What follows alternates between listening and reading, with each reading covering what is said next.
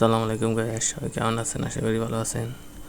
দেখুন, এটা আমাদের বাড়ির পাশে জমি, খালি মাঠ। দেখুন, চাষ করা মাঠ। এখন এই ডাল, সরিষা এগুলো ওঠার পর এই জমি খালি পড়ে আছে। আমাদের এখানে সরিষা হয়, মসুরির ডাল হয়, মাসকলাই হয়, সব করতে ডাল হয়। ডাল ওঠার পর পড়ে আছে এরকম খালি।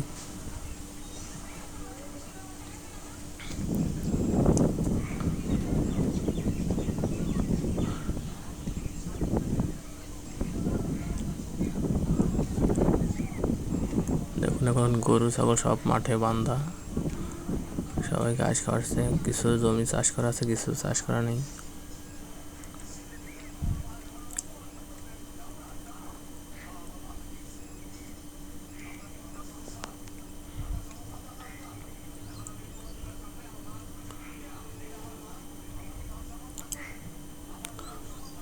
এই যে এখান থেকে একটা সরকারি খাল কাটা হয়েছে, যে খালের পাড়িতে যে কলা গাছ, এটা সরকারিভাবে খাল কাটা হয়েছে জমির মাঝখানে।